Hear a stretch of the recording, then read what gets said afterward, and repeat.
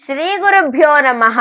ಶಂಕರಾಚಾರ್ಯ ವಿರಚಿತ ವಿಷ್ಣು ಭುಜಂಗ ಪ್ರಯಾತ ಸ್ತೋತ್ರದ 11, 12, 13 ಹಾಗೂ 14ನೇ ಶ್ಲೋಕ ಹಾಗೂ ಅದರ ತಾತ್ಪರ್ಯ.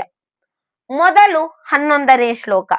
ಜರೇಯಂ ಪಿಶಾಚೀವಃ ಜೀವಿತೋ ಮೇ ವಸಾಮತ್ತಿ ರಕ್ತಂ ಚ ಮಾಂಸಂ ಬಲಂಚ ಅಹೋ ದೇವಸೀದಾಮಿ ದೀನಾನುಕಂಪಿನ್ ಕಿಮಿದ್ಯಾಪಿ ಹಂತತ್ವಯೋದಾಸಿತವ್ಯಂ.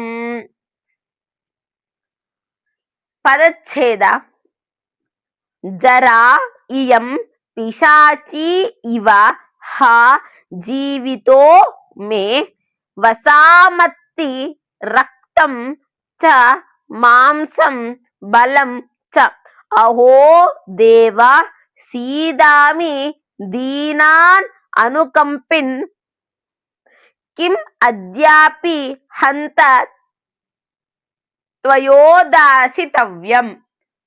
ಇದರ ಅನ್ವಯಾರ್ಥವನ್ನ ನೋಡುವುದಾದರೆ, ಅಹೋ ಇಯಂ ಜರ ಪಿಶಾಚೀವ ಮೇ ಜೀವಿತೋ ಮಾಂಸಂ ಬಲಂ ರಕ್ತಂ ವಸಾಮತ್ತಿಂಚ ಸೀದತಿ ಅತಃ ದೀನಾನುಕಂಪಿನ್ ತ್ವಯೋ ದಾಸಿತವ್ಯಂ ಹಂತ ಕಿಮಿದ್ಯಾಪಿ ದೇವ ಇತಿ ಅನ್ವಯಾರ್ಥಃ.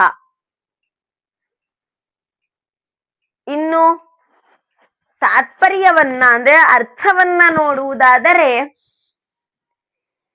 ಈ ಮುಪ್ಪು ಪಿಶಾಚಿಯಂತೆ ಬದುಕಿರುವ ನನ್ನ ಕೊಬ್ಬನ್ನು, ರಕ್ತವನ್ನು, ಮಾಂಸವನ್ನು ಮತ್ತು ಬಲವನ್ನು ತಿನ್ನುತ್ತಿದೆ.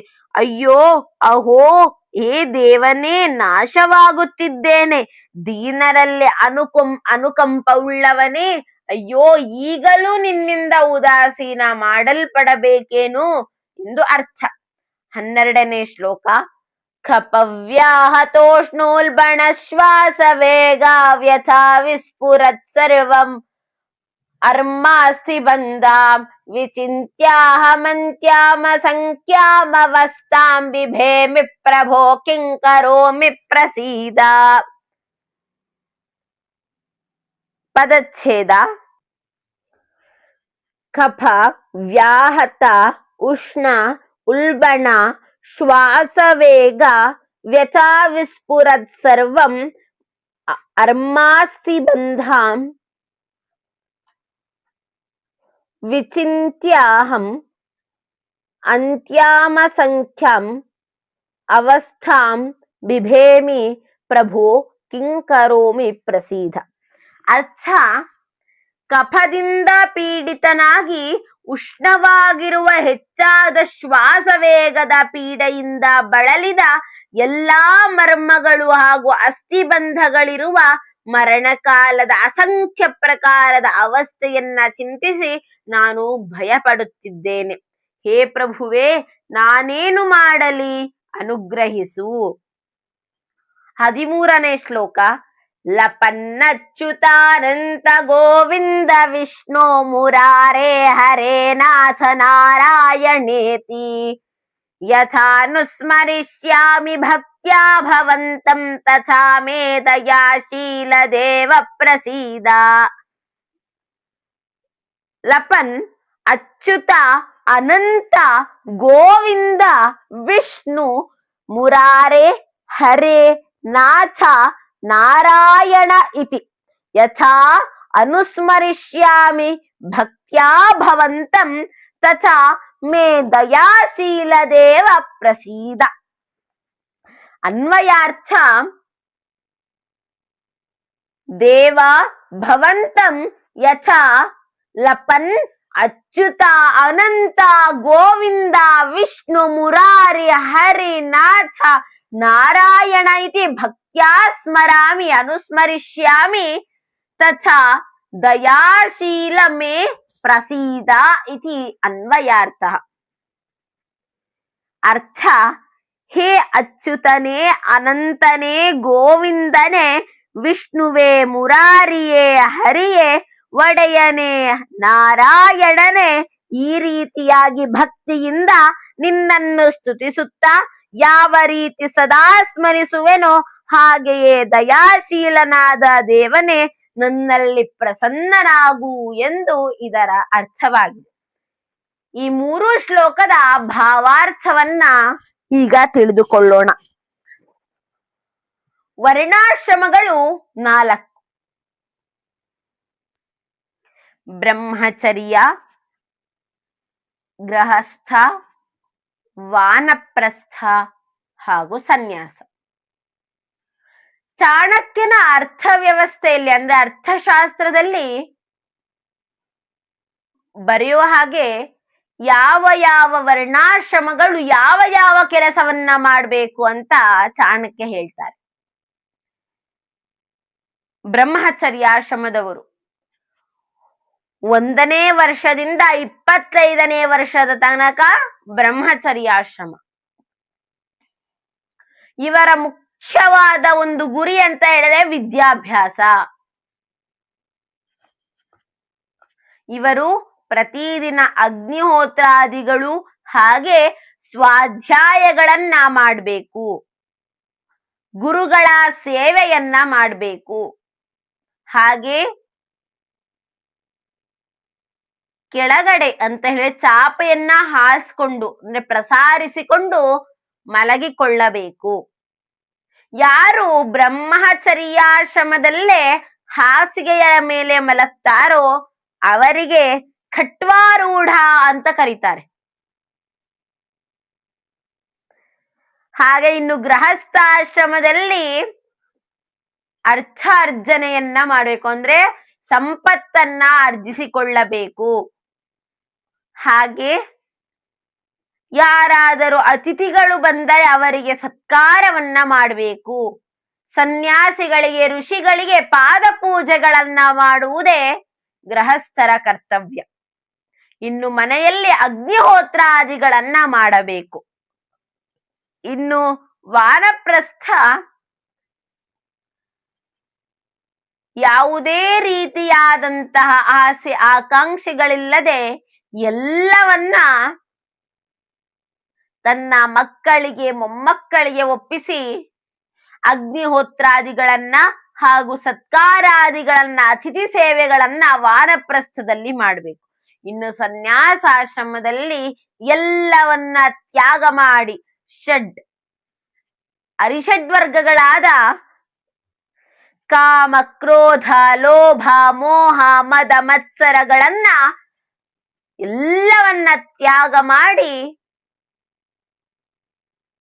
ದೇವರ ನಾಮಸ್ಮರಣೆಯಲ್ಲಿ ಕಾಲವನ್ನ ಕಳೆಯಬೇಕು ಅಂತ ನಿಯಮವಿದೆ. ಹಾಗೆ ಇಲ್ಲಿ ಎಲ್ಲಾ 3 ಆಶ್ರಮಗಳನ್ನು ಮುಗಿಸಿಕೊಂಡು 4ನೇ ಆಶ್ರಮಕ್ಕೆ ಅಂದ್ರೆ ವೃದ್ಧಾಪ್ಯ ಸನ್ಯಾಸಾಶ್ರಮ ಅಂತ ಹೇಳಿದ್ರೆ 75 ವರ್ಷದಿಂದ 100 ವರ್ಷದವರೆಗೆ ನಮಗೆಲ್ಲರಿಗೂ ಗೊತ್ತಾಗಿರುತ್ತೆ. ಅದು ಮುಪ್ಪು, ವೃದ್ಧಾಪ್ಯದ ಅಂತಿಮ ಸ್ಥಾನ. ಹೀಗಿರ್ಬೇಕಾದ್ರೆ ವೃದ್ಧಾಪ್ಯಕ್ಕೆ ಕಾಲಿಟ್ಟಂತಹ ವಿಷ್ಣುವಿನ ಭಕ್ತ ಕೇಳುತ್ತಿರುವ ಹಾಗೆ ಇಲ್ಲಿ ಬರ್ದಿರೋದು. ಈ ಮುಪ್ಪು ಪಿಶಾಚಿಯಂತೆ. ಪಿಶಾಚಿ ಅಂತ ಹೇಳಿದ್ರೆ ಎಲ್ಲವನ್ನ ಆವರಿಸ್ಕೊಂಡ್ಬಿಡೋದು. ಈ ಮುಪ್ಪು ವೃದ್ಧಾಪ್ಯ ಅಂತ ಹೇಳಿದ್ರೆ ಪಿಶಾಚಿಯ ರೀತಿ ಎಲ್ಲವನ್ನ ತನ್ನ ಪಾಲಾಗಿ ಮಾಡ್ಕೊಂಡ್ಬಿಡತ್ತೆ. ಹಾಗೆ ಇಲ್ಲಿ ಹೇಳ್ತಿರೋದೇನಂತ ಹೇಳಿದ್ರೆ, ನಾನು ಬದುಕಿರುವಾಗಲೇ ಈ ಮುಪ್ಪು, ಪಿಶಾಚಿ ಅಂತಿರುವ ಮುಪ್ಪು ನಮ್ಮ ದೇಹದಲ್ಲಿರುವಂತಹ ರಕ್ತಗಳನ್ನ ಕಡಿಮೆ ಮಾಡ್ತಾ ಇದೆ, ಕೊಬ್ಬನ್ನ ಕಡಿಮೆ ಮಾಡ್ತಾ ಇದೆ, ಮಾಂಸದಲ್ಲಿ ಶಕ್ತಿಯೇ ಇಲ್ಲ, ಮೂಳೆಗಳಲ್ಲಿ ಶಕ್ತಿ ಇಲ್ಲ, ಬಲವೇ ಕಡಿಮೆ ಆಗ್ತಿದೆ. ಇದನ್ನೆಲ್ಲವೂ ಈ ಮುಪ್ಪು ಸೇವಿಸಿ ಬಿಟ್ಟಿದೆ. ಈಗ ಏನು ಮಾಡಲಿ ದೇವ, ಏನ್ ಮಾಡ್ಲಿ ನಾನು? ಕೊಬ್ಬು ಕೂಡ ನನ್ನ ದೇಹಲಿಲ್ಲ, ಬಲ ಇಲ್ಲ, ಮಾಂಸ ಮಜಲುಗಳು ನಮ್ಮ ದೇಹದಲ್ಲಿ ಸರಿಯಾಗಿ ಕೆಲಸವನ್ನ ನಿರ್ವಹಿಸ್ತಾ ಇಲ್ಲ. ಹಾಗೆ ನನ್ನ ದೇಹ ಕಫದಿಂದ ಕೂಡಿದೆ. ಹಾಗೆ ನನ್ನ ಶ್ವಾಸದ ವೇಗ, ಉಸಿರಾಟದ ವೇಗವು ಶೀಘ್ರವಾಗಿ ನಡೀತಾ ಇದೆ. ನನ್ನ ಶ್ವಾಸದ ಮೇಲೆ ನನಗೇ ಹಿಡಿತವಿಲ್ಲ. ಇಂತಹ ಒಂದು ಸ್ಥಿತಿಯಲ್ಲಿ ನನಗೆ ಕೂರಲು ಶಕ್ತಿ ಇಲ್ಲ, ನಿಲ್ಲಲು ಶಕ್ತಿ ಇಲ್ಲ. ಅಸ್ಥಿಗಳು ಬಳಲಿ ಹೋಗಿವೆ. ಇನ್ನು ಮರಣಕಾಲ ಹತ್ತಿರ ಬರ್ತಾ ಇದೆ ಅಂತ ನನಗೆ ತಿಳಿತಾ ಇದೆ. ಓ ದೇವ, ನನಗೆ ತುಂಬಾ ಭಯ ಆಗ್ತಾ ಇದೆ, ಭಯ ಪೀಡಿತನಾಗಿದ್ದೇನೆ. ಯಾಕೆ ಅಂತ ಹೇಳಿದ್ರೆ, ಇನ್ನು ನಾನು ಸಾಯುವ ಪರಿಸ್ಥಿತಿಯಲ್ಲಿದ್ದೇನೆ. ನಾನು ಏನ್ ಮಾಡ್ಲಿ? ಇನ್ನು ನಾನು ಏನು ಮಾಡಲಿ? ಯಾವುದೇ ರೀತಿಯಾದಂತಹ ಕೆಲಸ ಕಾರ್ಯಗಳನ್ನ ನಿರ್ವಹಿಸಲು ನನ್ನಿಂದ ಸಾಧ್ಯವಿಲ್ಲ. ದೀನರಲ್ಲಿ ನೀನು ಅನುಕಂಪ ಉಳ್ಳವನು, ನಾನು ಏನ್ ಮಾಡ್ಲಿ ಹೇಳು ಪ್ರಭುವೆ ಅಂತ ಭಕ್ತ ಕೇಳ್ತಾ ಇದ್ದಾನೆ. ಹಾಗೆ ಇನ್ನು 13ನೇ ಶ್ಲೋಕದಲ್ಲಿ ಹೇಳುವಂತೆ, ನೀನು ಏನೂ ಮಾಡ್ಬೇಡ ದೇವ, ಆದ್ರೆ ನಂಗೊಂದು ಸಹಾಯ ಮಾಡು. ನಾನು ನಿನ್ಗೆ ಹೇಗೆ, ಯಾವ ರೀತಿಯಾಗಿ ದಿನದಲ್ಲಿ ಮುರಾರಿ, ಅನಂತ, ನಾರಾಯಣ, ಒಡೆಯ, ಹರಿ, ಗೋವಿಂದ, ವಿಷ್ಣು ಎಂದು ಹೇಗೆ ಜಪವನ್ನ ಮಾಡ್ತೇನೋ, ನಾಮಸ್ಮರಣೆಯನ್ನ ಮಾಡ್ತೀನೋ, ಅದಕ್ಕೆ ಉಚಿತವಾಗಿ ನೀನು ದಯಾಶೀಲನಾದಂತಹ ನೀನು ನನ್ನ ಮೇಲೆ ಅನುಕಂಪವನ್ನ ತೋರಿಸು, ಅನುಗ್ರಹವನ್ನ ಮಾಡು. ನಾನು ಕಡಿಮೆ ನಾಮಸ್ಮರಣೆಯನ್ನ ಮಾಡಿದ್ರೆ ಕಡಿಮೆ ಅನುಗ್ರಹವನ್ನ ಮಾಡು, ನಾನು ಹೆಚ್ಚು ಹೆಚ್ಚು ನಿನ್ನ ನಾಮಸ್ಮರಣೆಯನ್ನ ಮಾಡಿದ್ರೆ ಹೆಚ್ಚು ಅನುಕಂಪವನ್ನ ತೋರಿಸು, ಅನುಗ್ರಹಿಸು ಅಂತ ಇಲ್ಲಿ ಭಕ್ತ ವಿನಮ್ರವಾಗಿ ಕೇಳ್ಕೊಳ್ತಾ ಇರೋದು.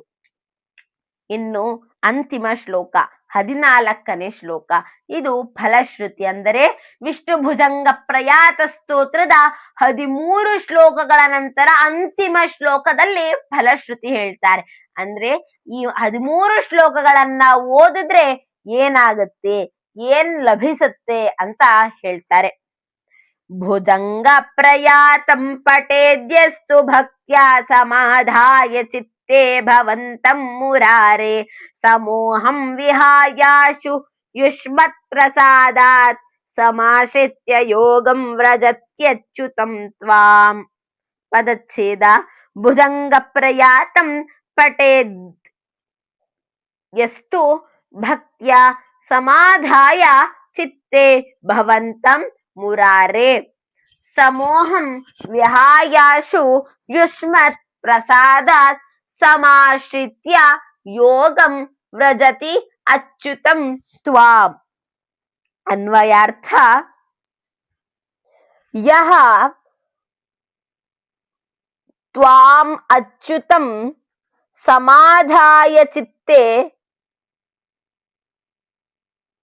ಕ್ಷಮಿಸಿ ದೋಷವಾಯಿತು, ಮುರಾರೆ ಭವಂತಂ ಯಹ ಚಿತ್ತೇ ಸಮಾಧಾಯ ಭಕ್ತ್ಯಾ ಪಠತಿ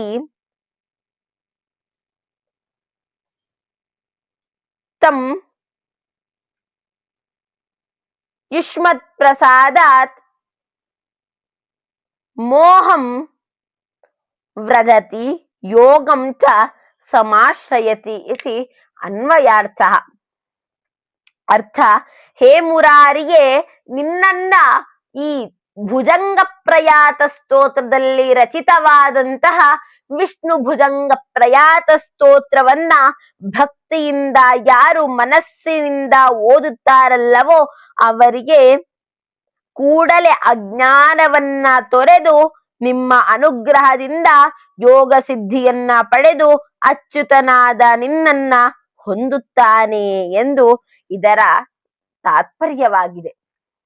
ಅದಕ್ಕೋಸ್ಕರ ನಾವು ಈ ಭುಜಂಗ ಪ್ರಯಾತ ಸ್ತೋತ್ರವನ್ನ ದಿನಕ್ಕೆ 1 ಬಾರಿಯಾದರೂ ಪಠನೆ ಮಾಡೋಣ ಎನ್ನುತ್ತಾ ವಿಷ್ಣು ಭುಜಂಗ ಪ್ರಯಾತ ಸ್ತೋತ್ರವನ್ನ ಇಲ್ಲಿಗೆ ಸಮಾಪ್ತಿಗೊಳಿಸುತ್ತಿದ್ದೇನೆ. ಮುಂದಿನ ಸಂಚಿಕೆಯಲ್ಲಿ ಮುಂದಿನ ಸ್ತೋತ್ರದೊಂದಿಗೆ ಬರುತ್ತೇನೆ. ಸರ್ವೇ ಜನಾಃ ಸುಖಿನೋ ಭವಂತು, ಸಕಲ ಸನ್ಮಂಗಲಾನಿ ಭವಂತು, ಲೋಕಾಃ ಸಮಸ್ತಾಃ ಸುಖಿನೋ ಭವಂತು. ಧನ್ಯವಾದಾः.